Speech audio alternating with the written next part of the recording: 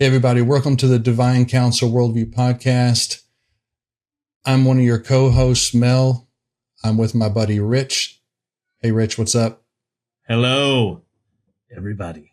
So we interviewed today Dr. Natalie Atwell. So Dr. Natalie Atwell is a counselor, a therapist that has recently started incorporating aspects of the Divine Counsel worldview into her therapy sessions.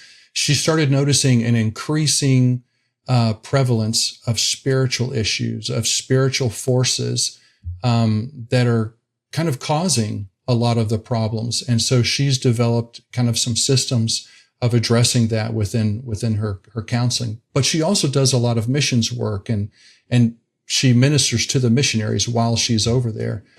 So we go in a lot of different directions, don't we, Rich? But what was some of the takeaways you got on that? Yeah, no, I really appreciated Natalie. She could easily be like my twin sister, many of the same things. The love you look of talking exactly to people. The same. Yeah, we're totally the same. I mean, I'm certain I'm way older, but no, just in the conversation with her about how she, was able to talk to so many people by opening up and sharing her testimony, have very similar, gifting that I get to do that as well by talking to people.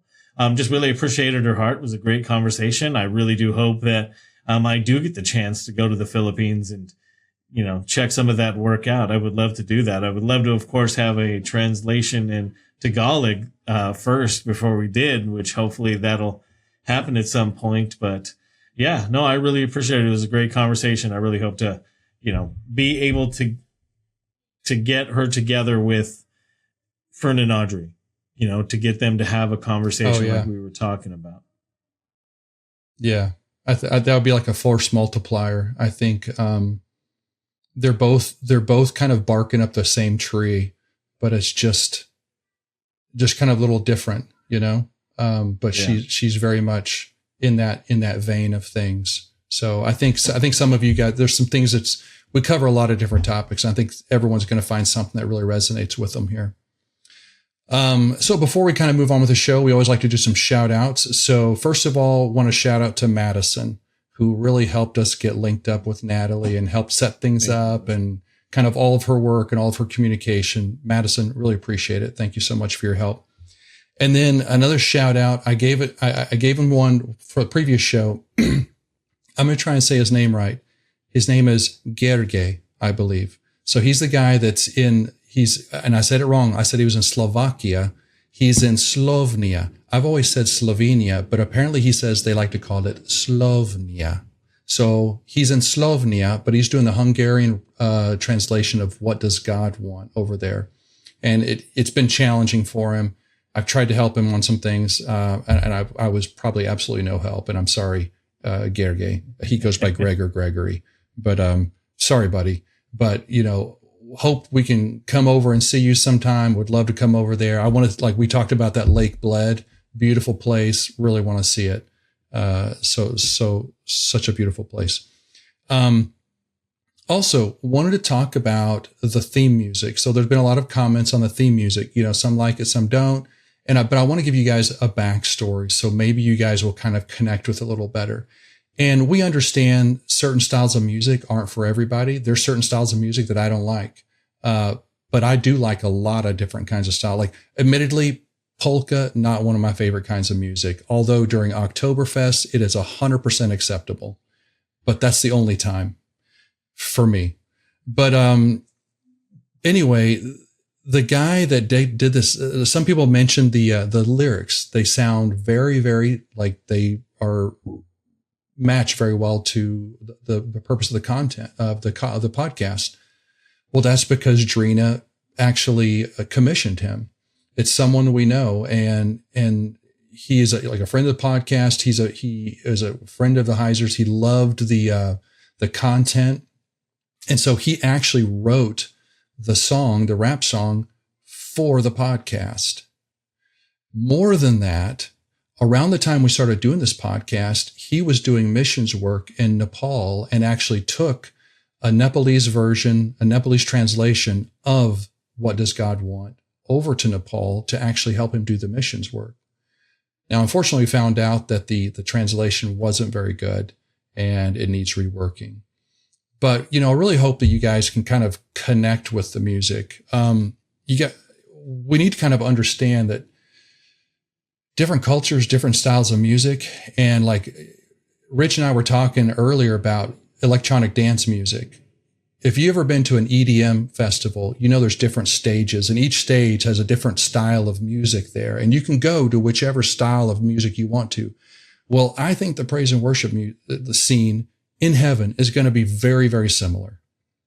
There's going to be, a bluegrass stage. There's going to be a rock and roll stage. There's going to be an acoustic stage, and there's going to be a hip hop rap stage. I guarantee you.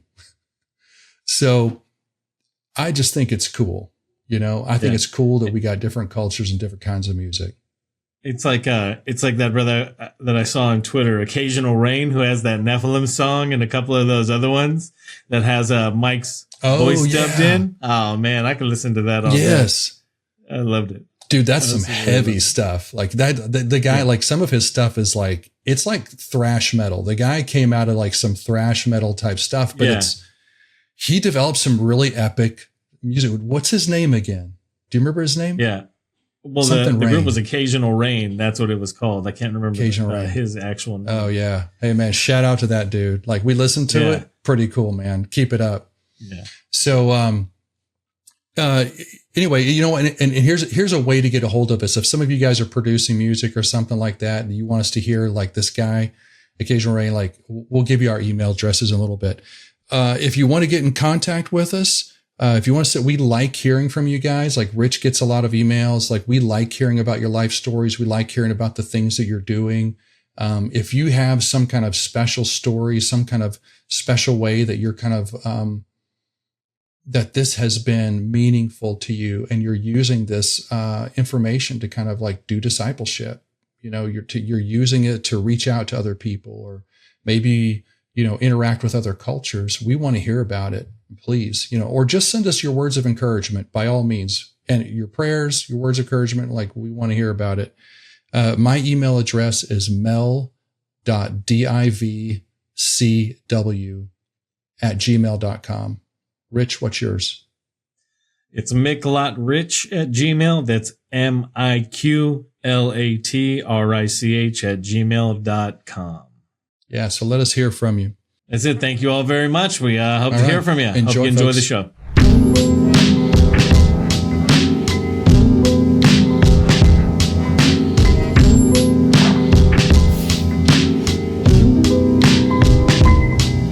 Hey, everybody. Welcome to the Divine Counsel Worldview podcast. This is Mel and Rich here. And today we're going to be interviewing a special guest with us. We have Dr. Natalie Atwell. Dr. Natalie Atwell is owns a private counseling practice just outside of Charlotte, North Carolina. It's a faith-based private counseling practice.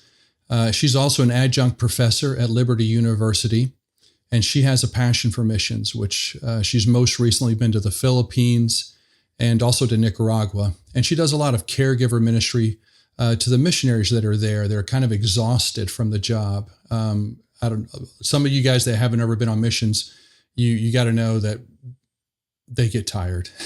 They get emotionally and spiritually tired, and they just need someone to care for them and someone to minister to them. And that's one of the things that she does. She additionally works with a lot of nonprofits to provide services to people that can't afford them in the areas of counseling and training regarding counseling to those in need. So Natalie has recently, as we say, she's been red-pilled by Dr. Mike Heiser's work, and she started to kind of incorporate some of the Divine Counsel worldview information into her counseling. And we're going to talk about that today, how she's doing that and the effects that she's seeing of it and why she thinks that's important. So I'm just going to call you Natalie. Perfect. I can call you Dr. Atwell, but it just seems too formal. So I'm just going to call you Natalie, okay? That makes me feel more comfortable. All right, cool. So I guess, tell us a little bit about yourself, your roles as they pertain to ministry and maybe your teaching and some of the missions you've done around the world. Yeah, thank you. Well, to start, I'm just an adventurous middle child who was wide open and loved to learn and ask 1,000 questions, who was raised by parents who loved to help others.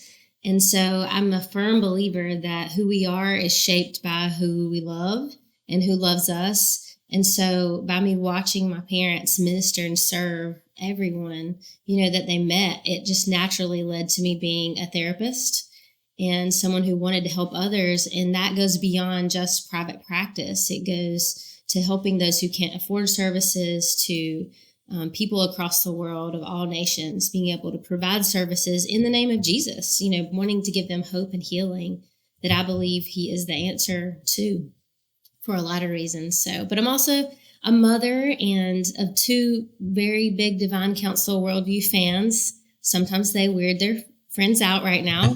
We're easing into that. And a wonderful husband of 20 years who also loves all things Michael Heiser. So it's been fun the last several years diving into all the things and the cool talks that we have about the word and what we're learning. So everybody in the house understands it and believes it, because that's kind of not common. It's usually like one person is really into it and everyone else is like, you're crazy. It's been a slow process, but the Kool-Aid has been drunk. So that's good. The Kool-Aid. Nice. Yeah. So how did you first come? Oh, go ahead. No, go ahead. That's where I was headed. Yeah, I was going to say, so where did you first find Mike's work? I remember Amazon. Yes, I love this question because it is just this interesting journey of me going through some intense spiritual warfare.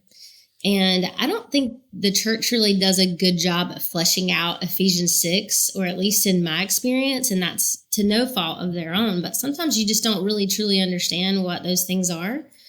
And so when I'm going through an intense battle, a huge strategy of mine is to dig deep and study and learn about, what do I do about this? How do I figure this out? What's going on?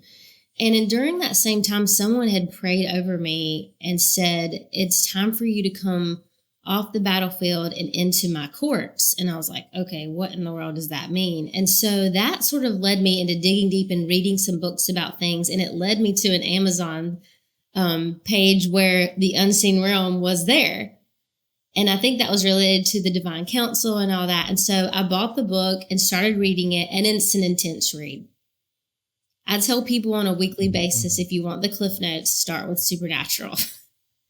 Because it's just so good. But I was the nerdy, go deep, go all in. And so that, at the same time, like maybe a month into me reading and really studying that, I hired this therapist she's very wise, she's excellent, and she's young and energetic, but still old enough to be wise and learn all the things. And she told me about the Blurry Creatures podcast, which I thought was super weird when she told me, and I was not interested at all. And then I checked it out because I'm trying to get to know my new employee. And I saw Michael Heiser on there while I'm reading his book. So I was like, okay, there's something to this. And all of those things just led me into this wonderful, beautiful journey of learning. And of course, the battle is still raging all around you. I think as soon as you step into obedience to what God wants you to do with each yes, there's going to be a counterbalance of the enemy trying to stop that. But what I have learned has helped me so much. And I just really can't thank God enough for what he has done through Dr. Heiser's work, and for you guys carrying that on for sure. Do you feel like every time you open your Bible and you read things, like you're not reading it the same way you used to? Every single day. Every single day. What's like, give me an example of, I don't know, something in the recent past where you read it again. You'd read it 100 times, but you read it again and you're like, oh my gosh, there's so much more going on here. I used to just breeze through this. And yeah, like, do you got an example of one of those? There was some passage in the New Testament that I read, and I'm like, I've read this a number of times, but I never saw this. But it was something to the effect, I wish I could remember specifically where it is right now, but it was something of the effect of like, what we were really designed to do, like, who God really made us to be, and how, really some of the angelic beings just being there to help us and to be messengers. And you just think about it in completely different ways. Of course, right now I usually read the Bible through a couple times a year, and I just got the NET study Bible. And so, man, I'm diving deep. I just read Genesis 11 again this morning. And so you can't not read Genesis 11 and after studying all these things and think about that. But the new thing I learned today, so how did you grow to up? add to your point, is just the fact of the Tower of Babel really the part of it wanting to reach the heavens, or being like a little heaven, where a place where the gods dwelled. I don't think I had realized that before. So What sort of how did you grow up?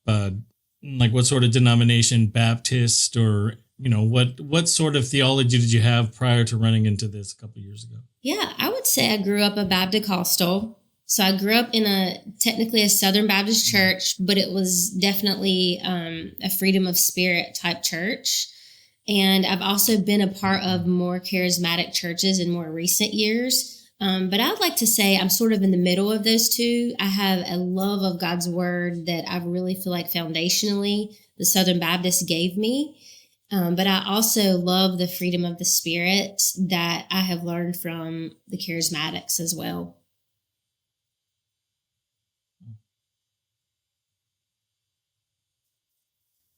And what sort do you attend And what now? Go ahead. That's a great question. Currently, I attend a Southern Baptist church that is, has definitely a more freedom of worship type feel. But, in the last several years, my husband and I go into this mindset of church of, where do you want us to go and serve, Lord? What do you have us to do at this place? So it's not always about our preferences and the things that we feel like we need to get out of it. But where can we find community? That's important, fellowshipping together. But also, it's more about, what do you want us to bring? Well, who do you want us to walk alongside at this church? And so it doesn't always necessarily look like it might line up with everything that I think and feel and believe. But of course, that's hard to find in any church. And actually, Heiser kind of helped me understand that as well. He said, if I went into a church and that had required the pastor to believe everything that I did, I would never find one, probably. So that's just a freedom in having someone that you respect say that. Yeah. Did you find, because when you travel to the Philippines, you're going to find people that think and worship differently. I mean, the Philippines is heavily Catholic. But how did you find ministry or missions to be different there? Like, how did you have to relate differently to people? Yeah, I think I always go into another culture, studying their culture and trying to figure out, who they are, what they are like, what the history is of their nation, because I just think that's a respect thing. And, beyond just what do I wear and all those things.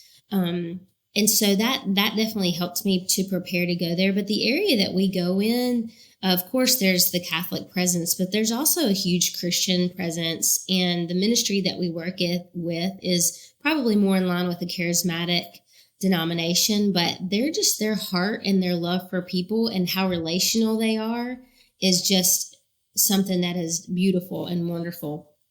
And so that's been very easy for me to go in and just connect. And I think once you know that you're all in the same family, being the family of God, there's a connection there that can really break down a lot of different barriers.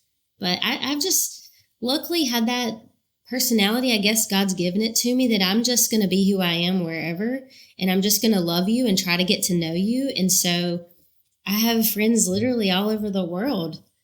And sometimes they say, I've never met an American like you. And I don't know what that always means, but it's fun. Well, that's probably some of the therapists coming out in you. I mean, I think therapy is the point of therapy is getting a person to get back to who they truly are and just to be comfortable. with who they truly are and who they were made to be. And you know, shedding the facades, you know, shedding the, I feel like I have to be this, or I need to be that, or I need to project this image for, and just get to who you are as a person and be comfortable in that role and operate in that daily. And so I think when you do that, when you go on missions, I think that probably makes you a lot more effective, because people can sense the authenticism coming through. Mm-hmm. You know, they can, like, I can tell when someone approaches me and they're trying to project an image, or they're trying to, you know, just be someone who they're not. And it kind of like, it diminishes the personal connection that could be made. Yeah. So I think what you're doing is great.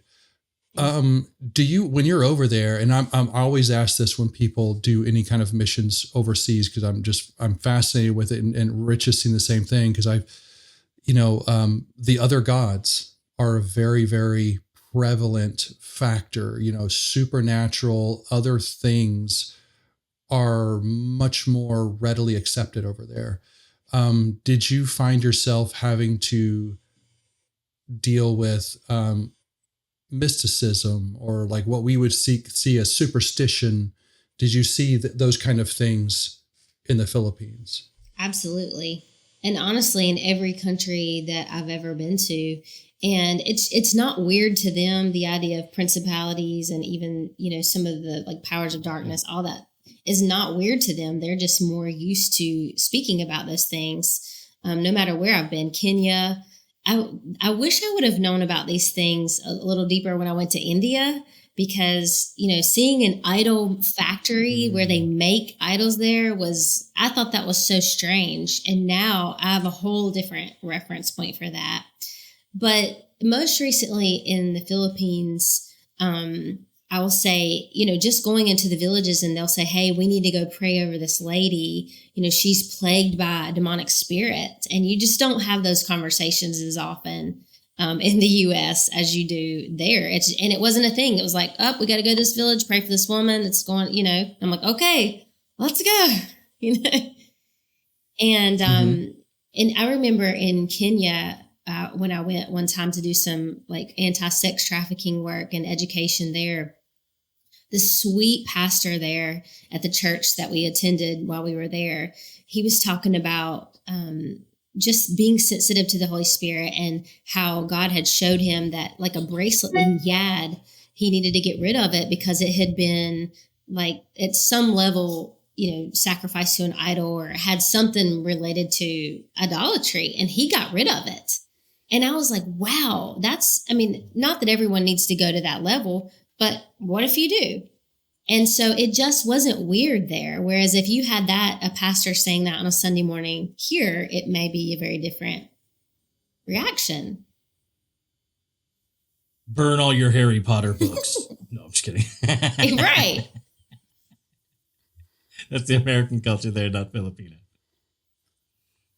And when you're in the Philippines, like, what do you see as some of the like hallmarks of the gods, the dehumanization and things that you're dealing with there? Like, what are you dealing with when you're going into the lower parts of society there in the Philippines? Because that's usually who we all work with.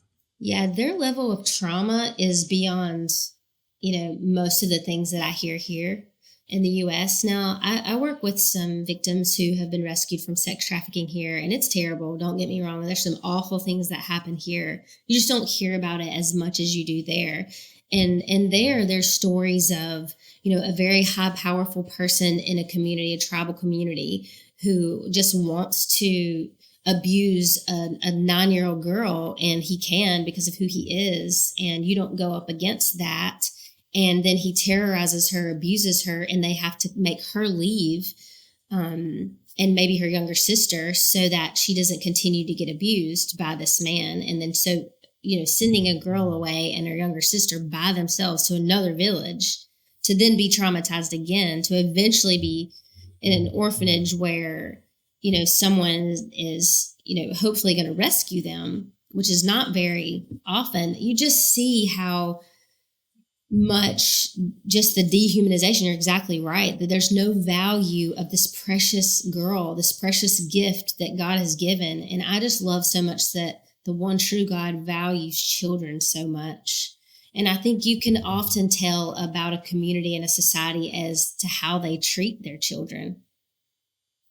And so that's really a good indicator a lot of times. And most of the girls, like I said, we work with have been traumatized by things like that. And often it's done in the name of power or, their false god or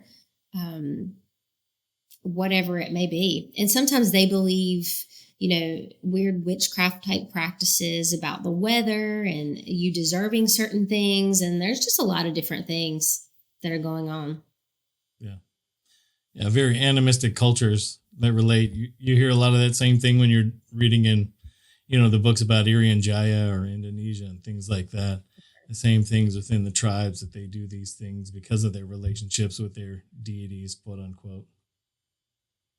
Yeah, absolutely. There was I think I mentioned this in a previous episode, but I was in Nigeria several years ago, and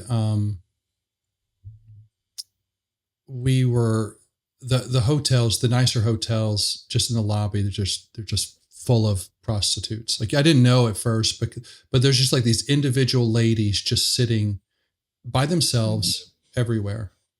And when you look up, if you look in any direction, if you look in any of their direction, they're going to start waving. I was like, oh, okay.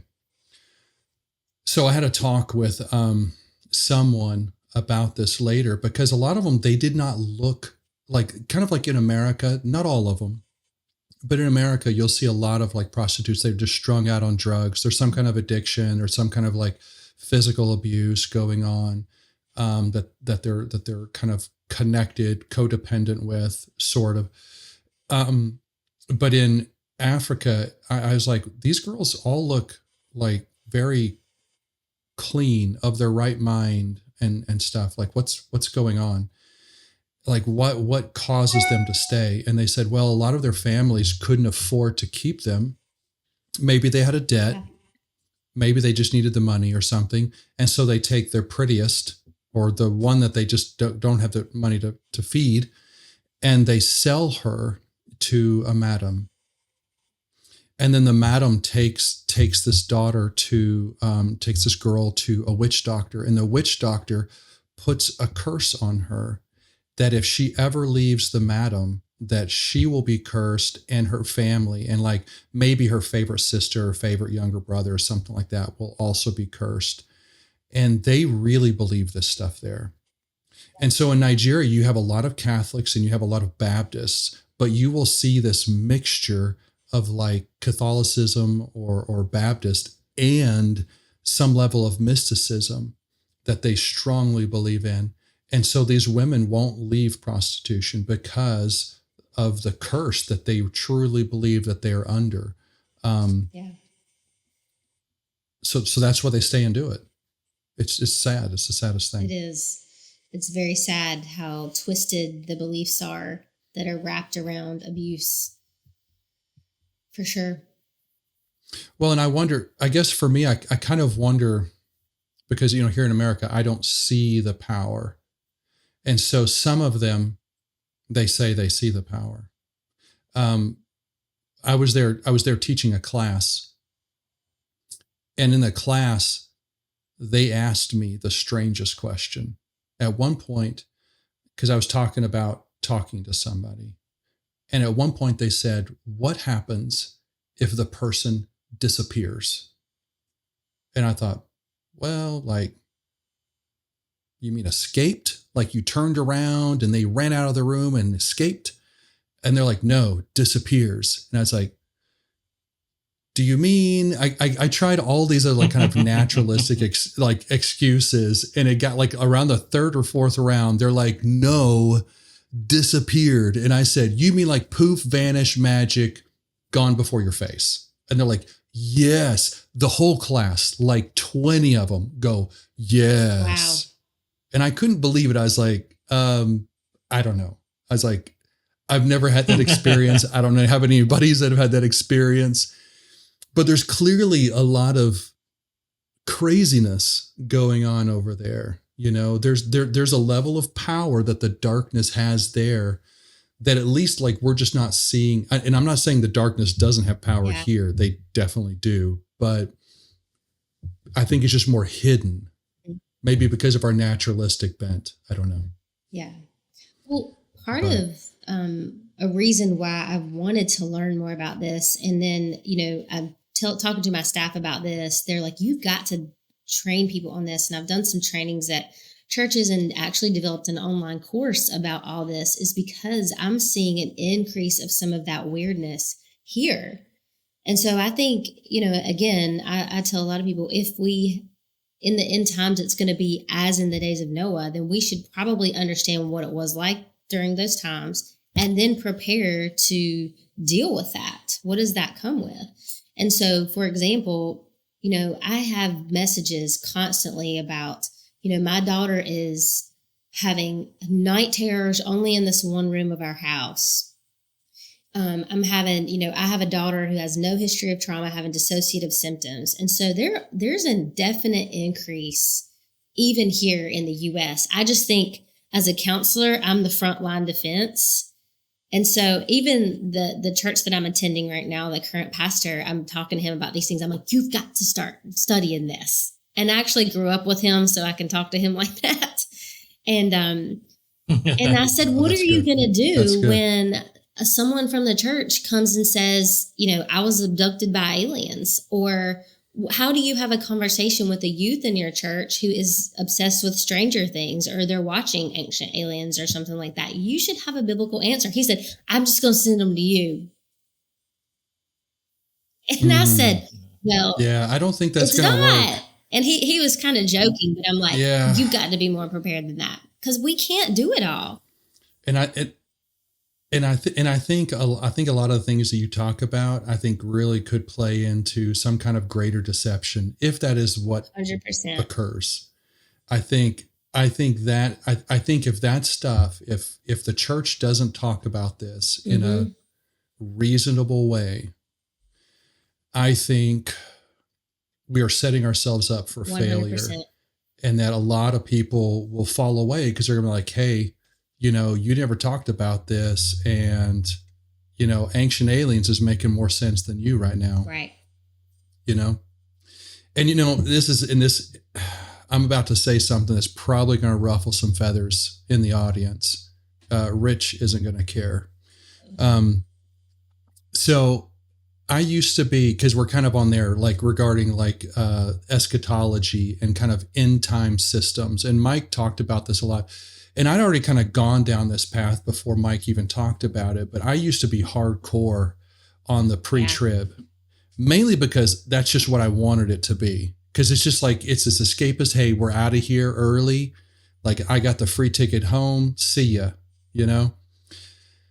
But then I started, I was leading a home group, and I said, we're gonna look at all the systems. We're going to look at all of them. We're going to see what verses they use. And I realized really quickly, some of them use the same dang verses, but the emphasis is just on a different part of the verse, or they read, something, the wheat and the tares, they read those differently maybe. And so, and Mike said, he talked about it, and he didn't like any of the systems. He thought they were all failures. And the one thing, and I kind of came to that conclusion myself, but the one thing that kind of got me at least not away from the pre-trib was the fact that if it doesn't happen that way, if you go to a church where the pastor is like hardcore pre-trib and he's telling all of his people it's pre-trib, and it doesn't happen that way, what's going to happen to the faith of those people that put all their eggs in that basket, and suddenly they find themselves going through tribulation? And they're like, hey, man, pastor, you told me we're going to be out of here before this. What's going on? Like, what else have you been wrong about? And so that's why I think it's really important to kind of hold those systems very delicately. Don't hold them so close, because if it doesn't turn out the way, because no one knew that Jesus was going to come in the way that he did. And if that was a mystery, it's likely going to be a mystery this last time around as well. Go ahead. Yeah, Rich. and you can actually see, like, if you're, trying to think about what's going to happen if that occurs, you can see a lot of that now for people who go to places like, have been going to IHOP and putting their faith in, and all of the terrible things that were happening at IHOP there in Kansas City. And this happened in many congregations. People lose faith, even without that pre-trib rapture. Not talking about that, but they put all their faith in, put all their time and all their effort and all their life and money. They really give because their heart is desiring to love and take part and to do these things and to have those things come and to crush it. I mean, it crushes faith. I've seen this a lot of times in a lot of congregations that I've been a part of, because would be similar to Dr. Atwell, where I go to a lot of different congregations. I spend a lot of time in a lot of places, learning and getting to know people and asking people, why are you here? What are you doing here? Why are you in this? And some of them will point to their experience within these congregations that, led them astray in these things. And you see that damage. It's probably one of the saddest things I've ever seen, because I remember when I first got saved, there was no church around or anything like that.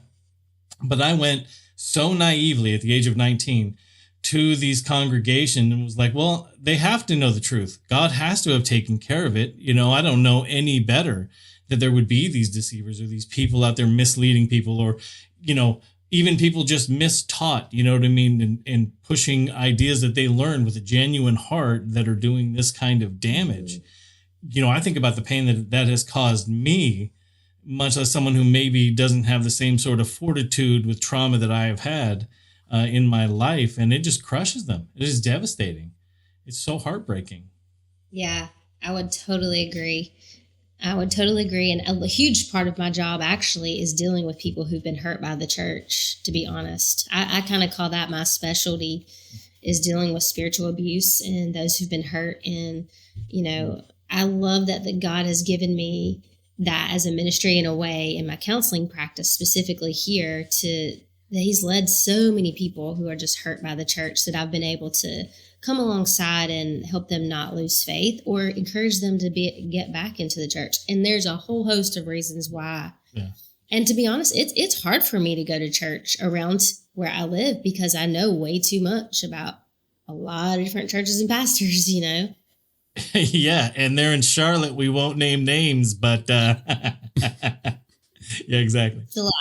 Hey, it's a good praise and worship band. I got to say, Yes. The music is fantastic. Yeah, there you go. There you go. Yeah. That's great. I mean, it's we spoke with. Go ahead. Yeah. Yeah. It doesn't matter which. It's the systems that these people have put in place and the ideas that they perpetuate, and these authoritarian type of things and ideas that they put on people that people aren't. Yeah, that's not what they need. They need the love of Christ. You know what I mean? The relational aspect, not just the dictatorial stuff and the power stuff and the authority stuff that goes on within those. They need the relationship of these people who are supposed to be our spiritual superiors, the ones that are meant to come to us. We go to them and they're meant to have all this spiritual authority and minister to us, but it's just rule set upon rule set building.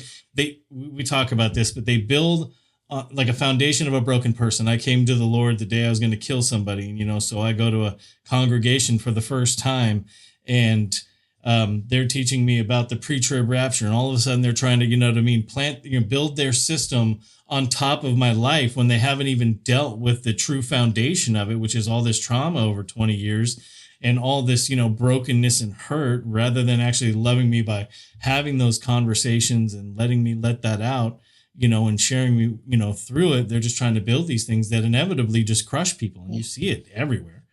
You see people just crushed because they don't deal with the foundation of the person that God desires to reconcile, that person and, the humanity that was destroyed in that person through any number of means. But a lot of it is sexual abuse and things like that you're dealing with, along with, other things. And they don't deal with those things.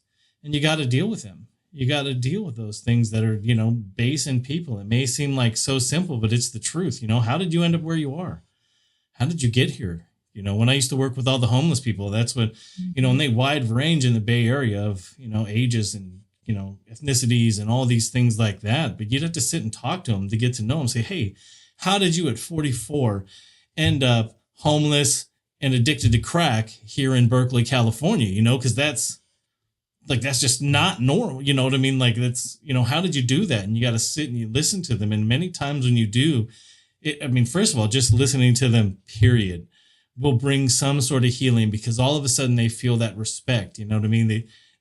Even though I wouldn't have used the term divine imager, they still were a person to me. You know what I mean? Like, God cared about them regardless, no matter why they're there, no matter what wrongs they maybe even committed to be able to get out there. You know, one of the strange things about being out in that place is, you know, I'm dealing with murderers and all kinds of terrible people, and, you know, wrestling with the reality that, you know, these people really hurt some people, you know, but I can't be there for them. I hope all those people have people there for them, but God wants somebody there for this person because they're here in this moment and I'm here in this time.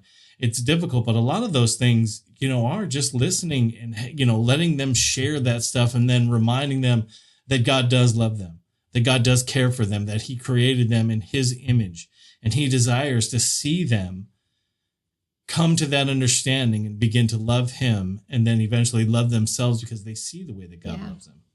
Yeah, you know, you mentioned something about, you know, when I meet people and I just easily connect with them, that it's probably due to being a therapist. But when you were saying that, Rich, it reminded me of really in my childhood when my dad was called into ministry. He actually was full-time military, so he's always been in lay ministry, but he became a prison chaplain when I was a really little girl.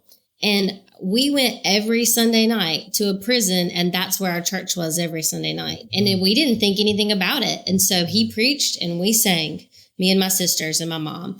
And my dad always had the philosophy, these are just people that God loves. And they screwed up. They're just the honest criminals, to be honest. You know what I mean? And so I've just had that embedded in me that we're all the same. You know, we had next door neighbors who were in, you know, a sexual relationship that is not biblical and we wouldn't agree with. But my parents didn't say, oh, you can't go over there. You know what I mean? My dad went over there and helped the two ladies do home projects. He loved on them. One had daughters and we invited them to Bible school. You know, we didn't treat them any differently. We just loved them. And it doesn't mean you always agree with what they're doing or what they've done, but you love them. And, you know, that's really the essence of who we are and who God created us to be and who Jesus was. And if we're supposed to be his representatives and image him, which I think that's what that means, is we need to be looking at, what did Jesus do? Who was he? And I think it's sad because, and I think a lot of the pastor problem in America today is we as the church have been a part of the problem of, we want the person who has the most degrees, who has all the biblical answers, who, you know, is charismatic in their teaching and all these things. And so basically what we've done is we've kind of created this environment that has led to narcissism in the pastor role when they're supposed to be a shepherd. And that looks very different from what we've created in America as a shepherd who looks after his sheep and lovingly, you know, goes after them. And that's about relationship. And so when we have these, you know, huge platforms for pastors and people, you know, it's impossible almost to even have relationship. And then people are going and almost making the pastor a god, a little g God. And that is exactly what got people in the beginning in trouble. When we should be leading. Yeah, as well. You know, you hit on something. You hit on something that we talked about in our last episode. Actually, was I don't remember if it was a portion that was recorded or if it was like a pre or post conversation we were having, but we were talking about how ministry really attracts narcissistic type people, and you're right. Like I do definitely see it here in America. But let's dive into that a little, because you're the therapist and because you kind of have this divine counsel worldview type aspect, and you're starting to see things. I've just been thinking about that, about narcissism, and Satan was, I would say, the first narcissist, Yeah. and it's kind of like, and I think he tried to teach that to Eve, and I see a lot of that. Now, I think that term narcissism gets kind of like floated around a little flippantly. I think sometimes, people are just selfish. As humans, you're going to be selfish. But I think when you start talking about like clinical narcissism, that's a whole nother level. It's like outside of the norm of selfish, do you see like spiritual elements to that? Like, do you come across it? Do you come across these spiritual elements in therapy where you think there's trauma here, certainly, but it's kind of like the spiritual realm has caused havoc on this person based on the trauma, and they've developed a really poor coping mechanism, and there's a nefarious spiritual aspect to that.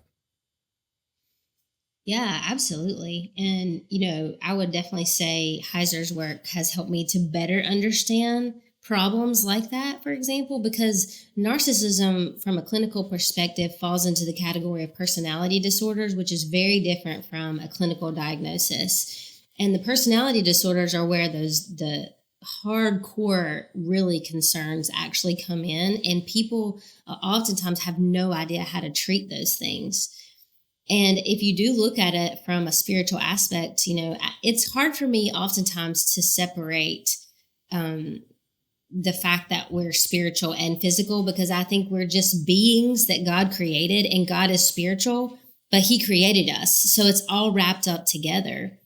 But I do think that a lot of our powers and the struggles that we have do come from what Ephesians 6 would say: we wrestle not against flesh and blood.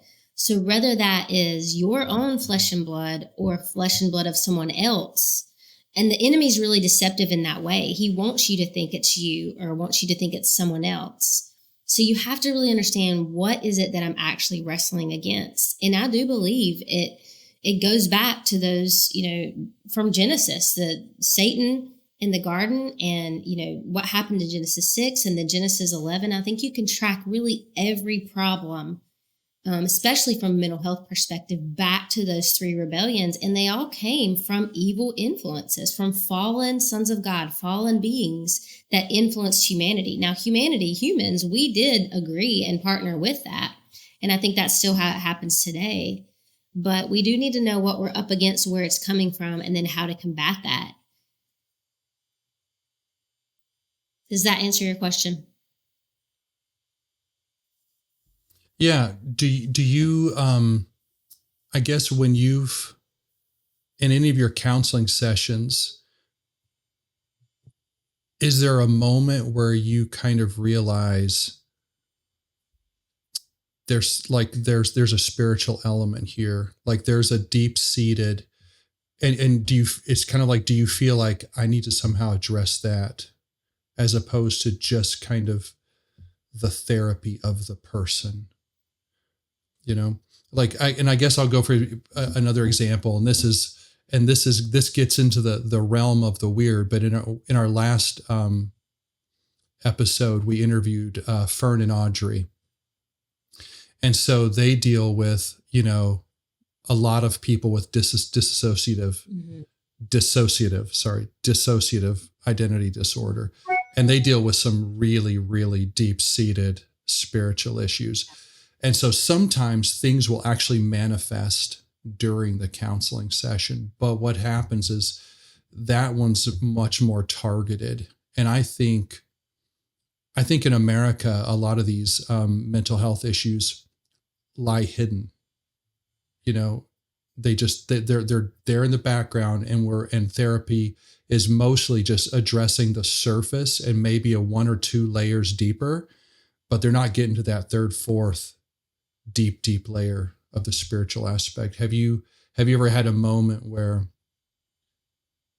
it just, like, you realize this is getting,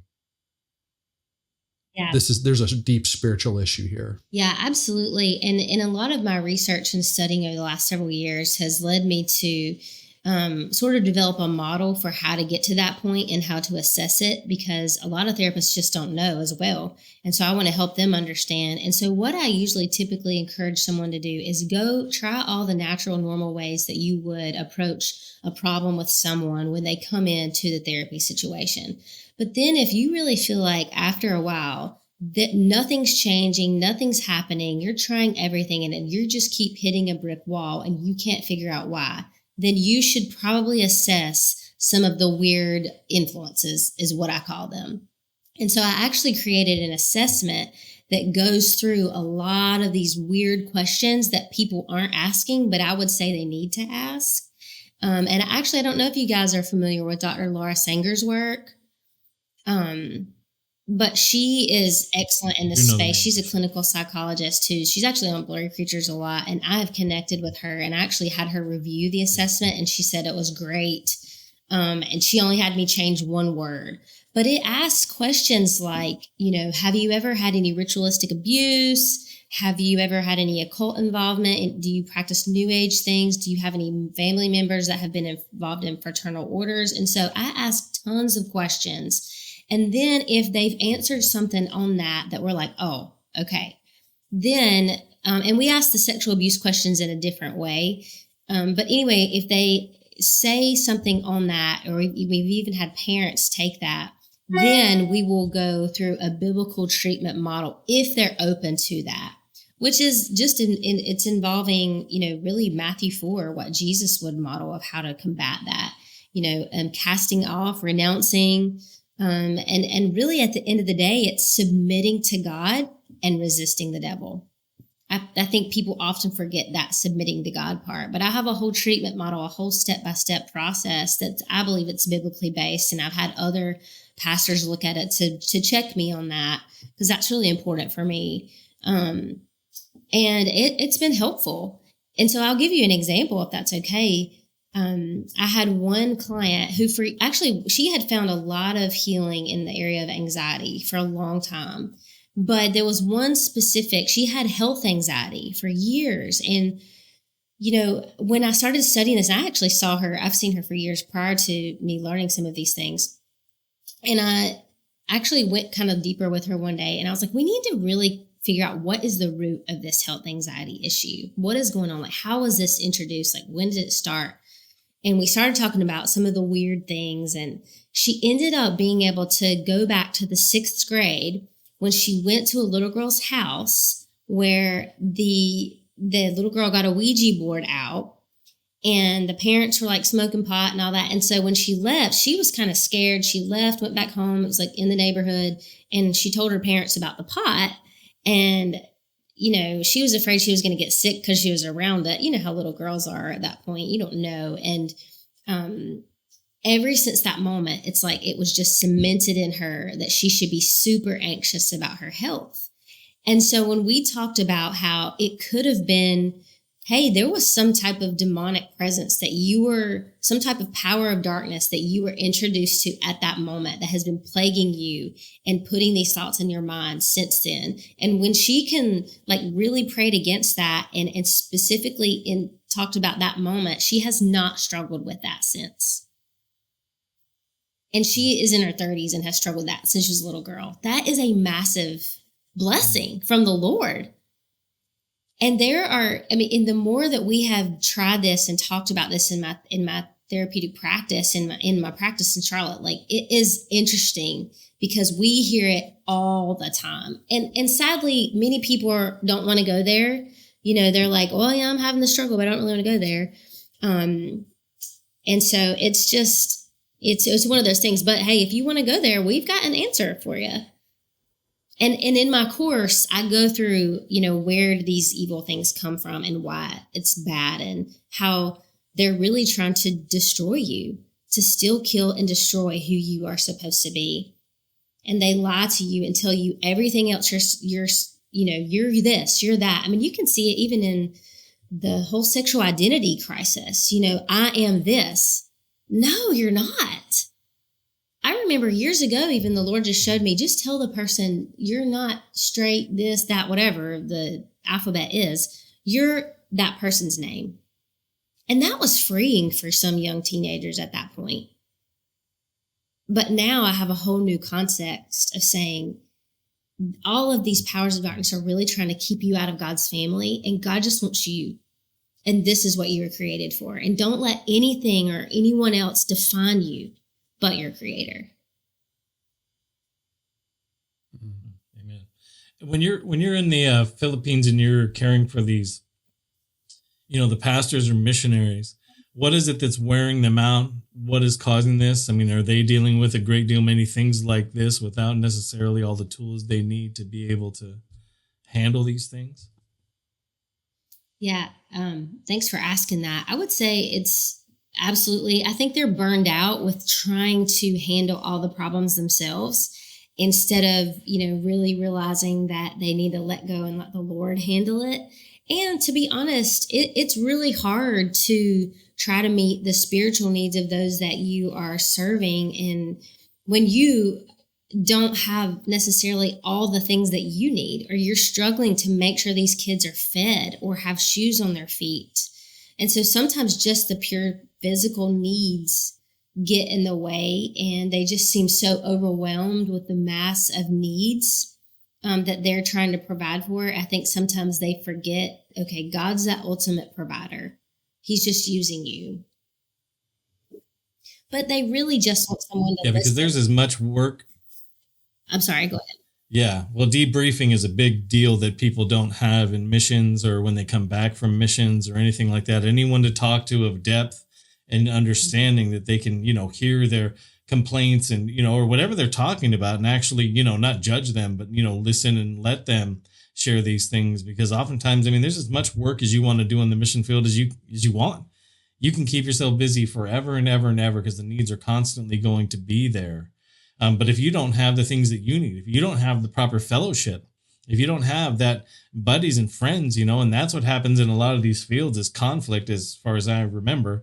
Conflict is the number one reason missionaries leave the field, conflict with one another and other Christians that they're dealing with rather than being able to. And that's just pure spiritual warfare and sometimes pride and things like that. Yeah. But they need that. They need that support themselves, because they're over there giving their lives for this. For this work, but it's gonna take their life. It'll be sucked right out of them because there's so much. Yeah, I'm glad you mentioned that because I've definitely seen that this year when I've gone to the two teams that I've worked with specifically, in Nicaragua, for example. You could just see even like the enemy was trying to attack things like operations and organization of the team, and that's something that can be fixed. Mm-hmm. And sometimes when someone else comes in, you could say, hey, let's look at this in a different way. Or, hey, your people need a day off. Like, that's okay. Or, and so even just doing those things and helping them understand maybe how the enemy might be attacking them. And, in the Philippines, it's the same way. When you're dealing with a house full of girls and a family that's trying to deal with a house full of girls, there's a lot of drama that can be in any culture surrounding that. And so we oftentimes provide a different perspective because we're not there every day. Sometimes they'll call us and say, hey, can you just give us some feedback on this situation? They do know. They need care. They as well, even though they're missionaries and all that they are, they do need care. Just as I said, I had a friend over this past weekend who was a missionary in Japan, and we were talking about stuff, and she's like, man, it's a huge need for people to be able to go and to minister to the people who are missionaries over there, to spend time with them and allowing them that opportunity. Because, a week or two with people can recharge them for another year, or what have you. But it has that value. And for anyone out there, if you know missionary people in some place, go visit them for a week and encourage them, build them up, ease some of their burden, because many times they're trying to take on the weight of the world. They're taking on this battle because they believe that's what they've been called to. And I praise the Lord for them, but they definitely need encouragement and care and love, all of those things that. Yeah, I agree because often. Yeah, it's a big deal. There's a missionary organization in that trains and equips missionaries and pastors in Iran. I should say pastors, really, not missionaries. But they will bring them out of the country to have a conference in a different country ever so often. I think just for that reason, because you want to talk about an oppressive place. I mean, there's not many more oppressive places. I mean, they're mostly in the Middle East. North Korea could be another one. But that's going to be a really difficult place. And I think that's really important. They get the support and just the friendship. India is now becoming that. India is starting to persecute a great deal more of the things, arresting people, doing all kinds of stuff like that, especially since they have like control over like the internet and things like that. They find people through that is what I'm learning. And man, this is shocking. And they're face to face with that principality that's, over their nation, or principalities that are over their nations for sure. Like it's a lot easier to see that in a lot of those nations for sure. I had to actually see a missionary, counseling wise, who's in Laos. Just her and her family just moved there. And I just spoke to her yesterday. She wouldn't mind me she tells everybody she sees me. So, but I know your audience will pray as well, but they just got there and they heard word that a pastor was killed, in this, like the area above where they are. And, the news is not really sharing that it was because he was a Christian pastor, but they know that that's what it was. And so I can't imagine me and my 3 kids there and then hearing that the first week I'm there. That's real, and that they deserve our prayers because they are seeking to further the kingdom and bring more people into God's family, and that matters. And I agree with you. Every pastor and every church that supports missionaries should 100% be going and visiting these missionaries because it matters, and you have a whole different perspective when you've been there with them. And you can, just like Jesus met someone and in a moment their life was changed, you have that same power in you with the Holy Spirit to spend a brief moment of time and actually transform someone through relationship. And because of technology, that doesn't necessarily have to end anymore. That kind of like leads really well. Like so you're just now releasing a book. And we're talking about the shoes, and this came up in an episode about 2 or 3 episodes for us ago about the sandals or the shoes of peace. That's also talked about in Ephesians 6. And what's the title of your book? I Can Do Anything in the Right Heels. In the right pair of shoes, but I do like heels. In the right pair of shoes. Yeah. Yeah, we read some of it, and it was interesting. I liked your story. Thank you. But I think what you are saying right now kind of, and it may not necessarily, I think it kind of ties into your book, but in the broader scope of things, it's like you are taking, like wherever you walk as an imager of God, you are bringing peace. You are bringing God's peace to that situation. Like they may not know it, but I was talking to, what's his name? Dan Chung, Rich, is that his name? Mm-hmm. Yeah, the man. And Dan the Man Chung. Dan the Man Chung, and he was talking about. He was texting me yesterday. Let me see what he said. He was saying something about, blessed are the peacemakers, for they shall be called the sons of God. The Greek has hoi theo, literally sons of God. The fallen sons of God want mayhem and chaos, but we have the opportunity to make peace, not keep peace, in contrast to them. And so I thought that was interesting, the make peace. Yeah, I mentioned that in of the what he book said. about how being a peacemaker is very different than being a peacekeeper. Mm-hmm. Mm-hmm. Yeah. So it was interesting because I read. Go ahead. No, I just thought it was interesting that like when we made contact and that was your thing, because for me recently, and the audience has known it, like God's called my attention to the sandals of peace, or the shoes of peace, because in the past I was always like, this is the dumbest one. It's like the most useless one, because like I used to be in the Army, and like I had all the gear. And so when I read that whole thing, it makes a lot of sense to me. Like even the belt of truth, the belt of truth is so vital because like when I had to put on my full kit, if I didn't put on that belt across everything, and if I had to start running, my gear was just going to flop all over the place. It was just going to be twisting and turning and stuff. And so the belt was almost one of the most important pieces of my gear. And so I thought it was just amazing that they called it the belt of truth, because like, if you don't have the truth girding and holding everything together, when you start living life, things are just going to flop all over the place because you don't got the truth. Things are just going to be flying all over the place. And so I was always kind of focused on the belt of truth.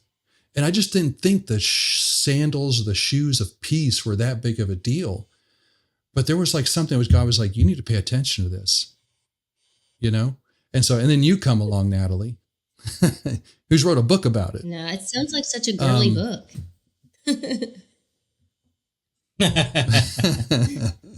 Well, if you call it with the heels, you know, yeah, sure.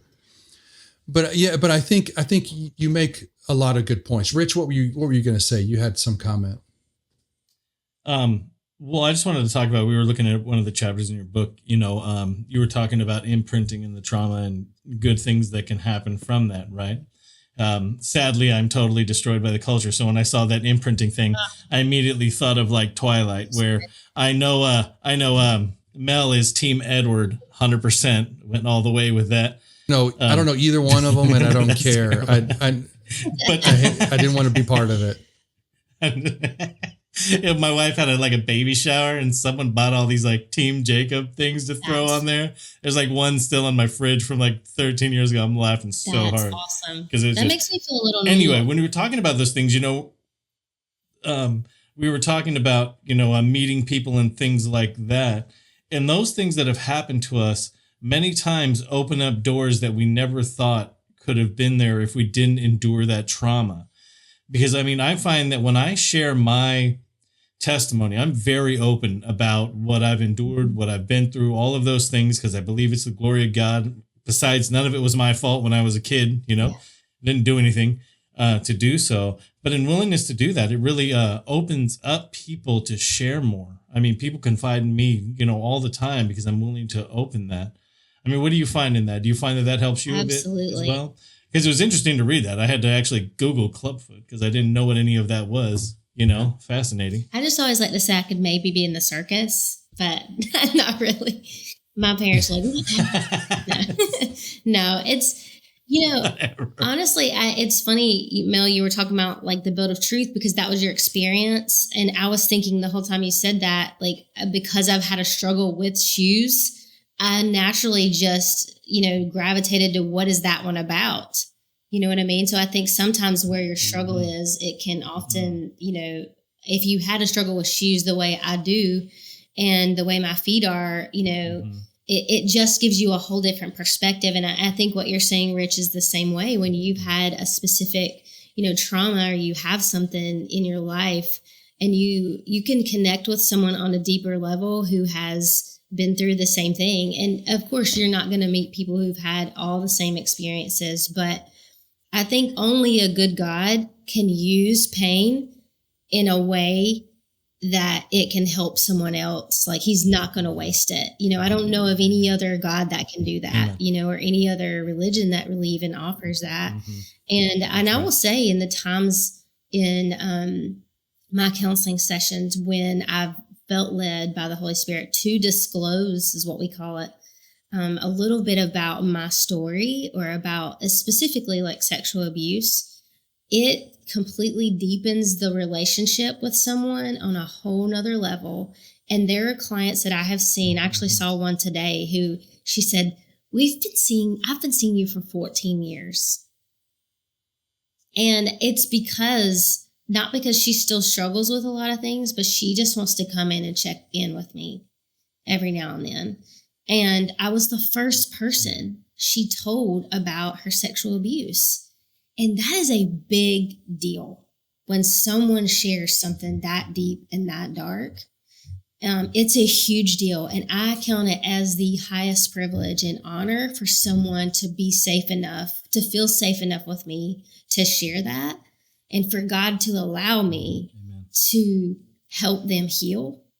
It's just a huge thing. And it is a way that we are to, image God, because that's how he heals us, is through relationship and loving people. And that's how one way we can love others is just meeting them where they are and giving them time, listening to them and relating to them. And so I'm glad that meant something to you. Thanks for sharing that. Yeah, I tell people often, I was like, the worst things to ever happen to me turned out to be the best things to ever happen to me, even though in the midst of that trauma, I would not have been able to acknowledge those things. But even in regards to this conversation, if I don't get sick 13 years ago, horrifically sick, I don't know Mike. Like, I don't end up moving to where I did. I don't end up going and doing those things at all. I end up going and doing something completely different. I don't have the kid that I have, all of those things that just happened for that one thing, much less what happened from the ages of 1 to 0 to 20 that were terrible and hurt and broke, are things and avenues that allow me to go really deep with people, that allow me the opportunity to have real deep conversations with people and try to get at those things, to encourage them, bring out that pain and watch how I don't flinch. Yeah. And see that, you can start working through it, because, it's kind of like, you got this real open wound that people don't look at. They get so scared when they first look at it, but it's like, just look at it a couple times and you're going to get there. You'll get through it. So yeah, no, I appreciated those parts of it, because that's what you see in this, is that people need to realize that, like, yes, horrible things have happened, but God will use them. You will see that you are loved, and you'll be able to love these others, because we all know that there are so many people around us at all times that are broken and that are hurt and that need care from us. Absolutely. And the enemy, he tries to destroy people by saying, hey, you don't need to talk about that pain. You need to escape it. And so you need to use drugs. You need to use alcohol. You need to use any means possible that you can, overworking, or whatever, to escape the pain. That is the biggest way people try to deal with their pain. But that's not the way God designed it. And, God wants us to be able to help each other and love each other and let him heal our pain. And that's not through escape. So they're facing it, really.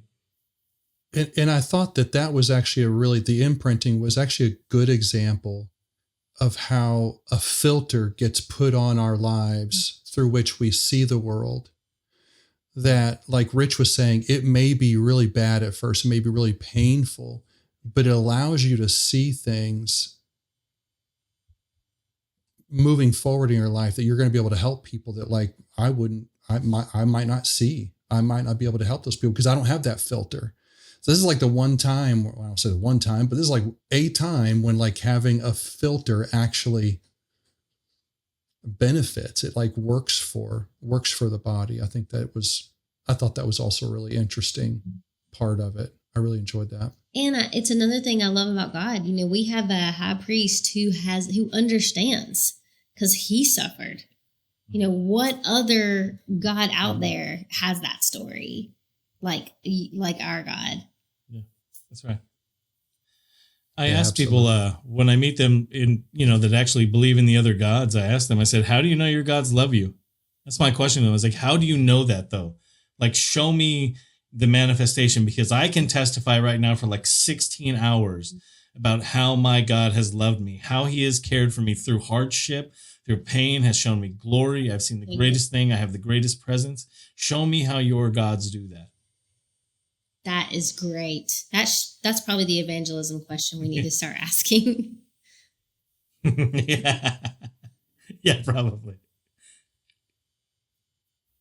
Well, this is great, Natalie. So I guess, like, one final thing, what kind of words would you have to encourage our audience? Like something that you think would really speak to someone out there, given your experience. I would say to never stop seeking God, the one true God, and find out who he is, who he wants you to be, how he loves you, And I promise that if you seek him, you will find him.